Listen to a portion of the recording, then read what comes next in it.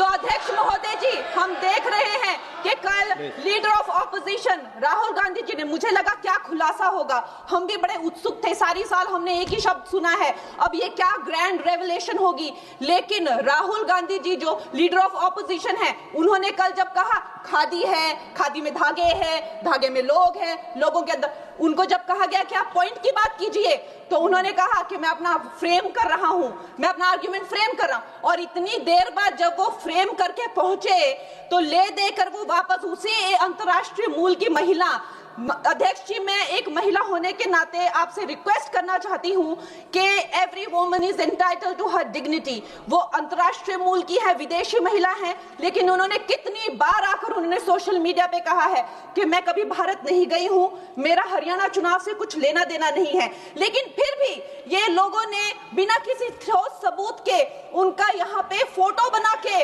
उन्होंने उनको उछाला, यहाँ पे उनकी तस्वीर उछाली यहाँ पर एवरी। और देखिए मान्यवर, भगौड़ा इस समय कौन है पूरा देश जान रहा है। भगौड़ों के बारे में मत कहिए। देश का प्रधानमंत्री गैस के संकट के इस समय में किस गुफा में छुपा हुआ है, पहले उसको निकाल के लाइए। आप पहले उसको निकाल के लाइए। प्रधानमंत्री किस गुफा में छुपे हुए हैं? प्रधानमंत्री के बारे में आप हमारे ऊपर टिप्पणी कर रहे हैं, का प्रयोग नहीं करेंगे। आप हमारे ऊपर टिप्पणी कर रहे हैं, ये आप हमारे ऊपर टिप्पणी कर रहे हैं। पूरा देश गैस की लाइनों में यहाँ पर शामिल, प्रधानमंत्री गुफा में छिपे हुए हैं। प्रधानमंत्री को निकाल के लाइए, प्रधानमंत्री को निकाल के लाइए।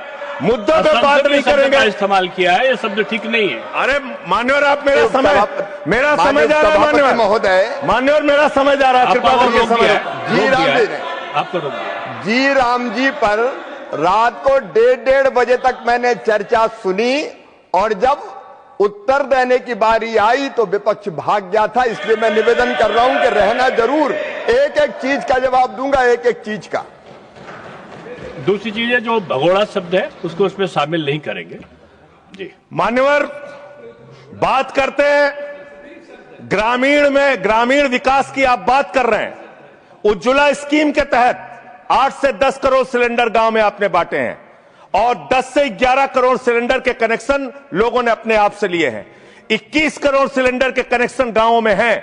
मैं आपके माध्यम से इस सरकार से पूछना चाहता हूं, मध्य एशिया के अंदर जो युद्ध चल रहा है इजराइल और अमेरिका और ईरान के बीच में, आप क्यों इजराइल की चमचागिरी में खड़े हो गए, जिसके कारण से हिंदुस्तान को आज गैस का संकट भुगतना पड़ रहा है। पूरा देश लाइन में खड़ा है, गांव लाइन में खड़ा है, शहर लाइन में खड़ा है, एक एक इलाका लाइन में खड़ा है। होटल बंद हो रहे हैं मान्यवर, मोरवी के अंदर गुजरात में टाइल्स की फैक्ट्रियां बंद हो रही है मान्यवर। आपने क्या हालत की है। आप राज्यों के साथ न्याय नहीं करते, आप ग्रामीण व्यवस्था के साथ न्याय नहीं करते। आपने बनारस के अंदर 4200 एकड़ जमीन वहां के किसानों की जबरन कब्जा की।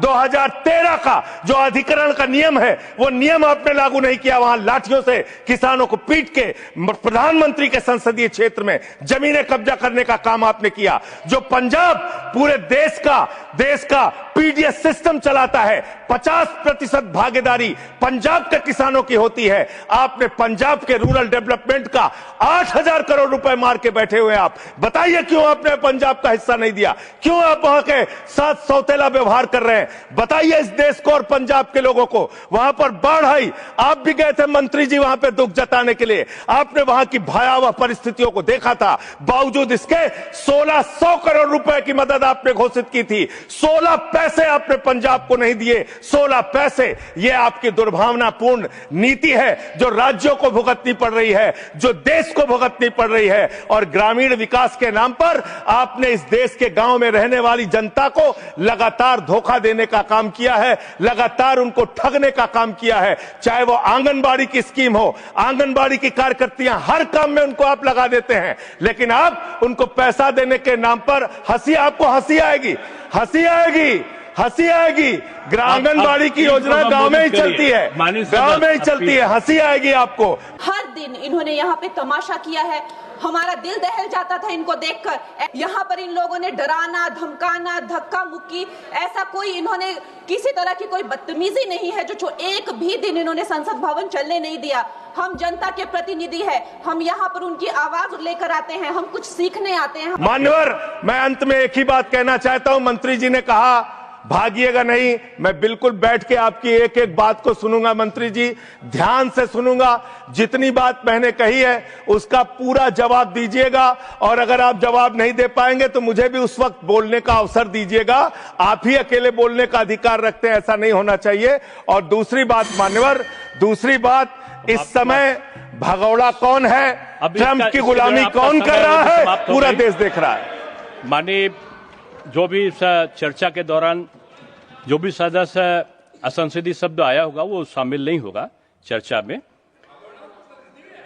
अब अगर है तो नहीं होगा, अगर असंसदीय नहीं है तो शामिल होगा।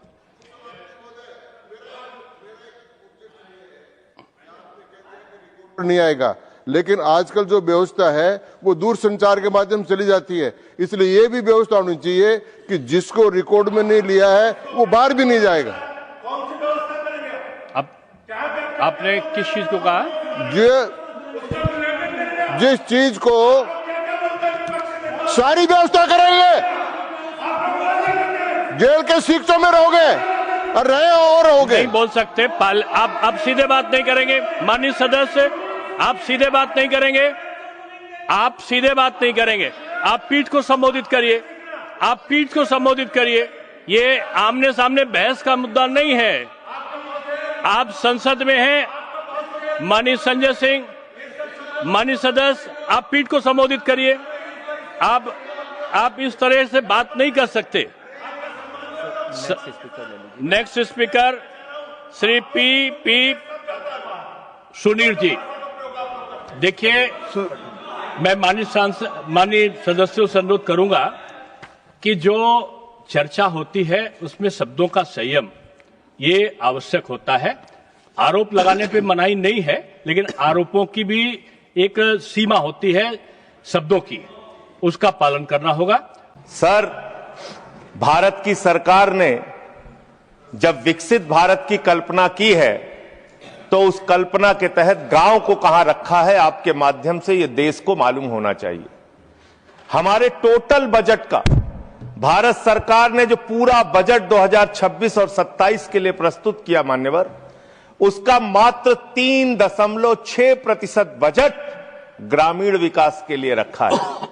यह स्पष्ट करता है सरकार की मंशा को, यह बताता है कि ग्रामीण विकास के लिए आपकी सोच क्या है, ग्रामीण व्यवस्था को आप कैसे संचालित करना चाहते हैं, कितना विकास वहां पर करना चाहते हैं। मान्यवर, बहुत सारी योजनाएं गांव के विकास के लिए चलाने का दावा सरकार की ओर से किया जाता है। उसमें से एक प्रमुख योजना है जिसका ढिंढोरा भारत की सरकार बार बार पीटती है, जल जीवन मिशन, जल जीवन मिशन, हर घर जल की योजना, हर घर जल की योजना। वो जल जीवन मिशन क्या है मान्यवर, जिसके ऊपर आप लाखों करोड़ रुपए अब तक खर्च कर चुके हैं।